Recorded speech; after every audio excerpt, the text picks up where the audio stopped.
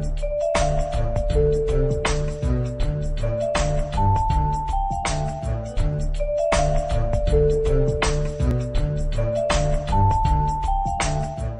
I'm Luis Cuneo, Marketing Executive for IBM Corporation, representing market development.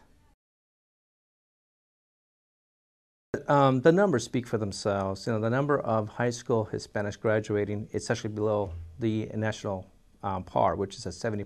Hispanics are graduating at 40%. So if we want to make an impact in the Hispanic professionals in the near future, we have to reach out to those in high school and influence change at that age and carry that change through college and continue empowering these individuals once they become professionals in both the private and public sector. They continue their career development. If we want to see more executives in the board of directors, if we want to see more vice presidents representing corporate America, we have to start at an earlier age as opposed when they're midway through their career. Entrepreneurship spirit. My father was a business owner for many years, so I actually saw early on the entrepreneurship in our family.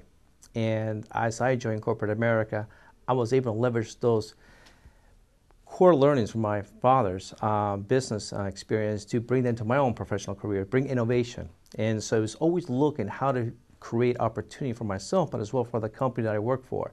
So if I look back at my 30 years as a marketing professional, I've been able to create opportunities for my companies that has actually helped them gain market share and improve the brand over the years. If we look at the current data provided by Pew Hispanics and other industries, you're going to find that the new generation of Hispanics are becoming early adopters of technology. So that's the first step. The second step is now educating and having discussions with the young Hispanics about tomorrow's future. What kind of careers are going to be available? If you look back now, let's just say back to 1970, there was no mention ever in the IT world of web developers, or in that matter, smartphone. So 30 years later, we have these new technologies. So now now that we've learned this, we got to ask ourselves the question, what are tomorrow's jobs look like? It's about looking ahead as opposed to looking at the present. I think you can learn a lot from what's going on today. But if we want to make a change, we have to look what happened in India and China. They started very young, educating those individuals to learn multiple languages, learn about diversity about other countries, but mainly they focus on the key areas of STEM, which is science, technology, engineering, and math. So we have to take those lessons learned from other countries and apply them to our own community and really focus on those core values. Much like Glenn, my father was a huge influence in my life. When I was in my teens, my father believed that if I wanted to be a successful business professional, I had to learn at an early age how to interact with individuals that were either my peers or senior to my position.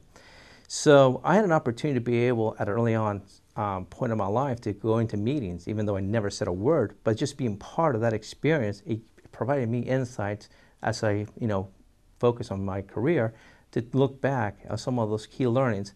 But mainly it was the mentoring. I had a chance to be mentored by other individuals besides my father to focus on, diversity, multicultural, and the fact that, we are, back then, these view that we were in a global market. I had a chance to live in Latin America as well as travel to Europe, and I've done a lot of business in Asia.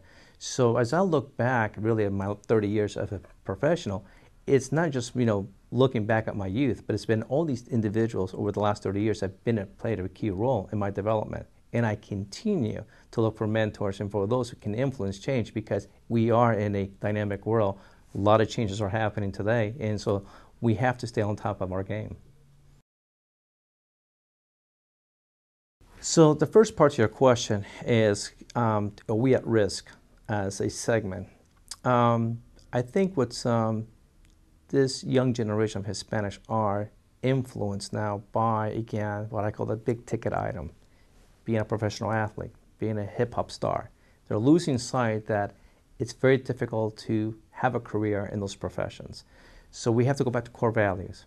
And the question is, at home and at school, are the individuals taking time to talk about those core values? We also have to recognize that the job market is changing. So should we focus more on trade? Should we focus more on other industries outside of what we consider the basics. As far as the second part of your question, what concerns me or what excites me, what concerns me is the global market.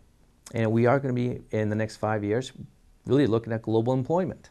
We're no longer going to be saying that, for example, IBM, we are over 350,000 employees globally doing business in 70 countries. I can no longer really assume that I can have an employee always in the U.S. I currently work with my peers in 7 different countries. So I am part of a matrix, global matrix organization. So that's really the exciting part, that I can look at someone who's Hispanic and Latin American and say, you can be part of my team. But on the other hand, that also concerns me that if in the U.S., our Hispanic professionals do not continue enhancing their skill sets, they will fall behind.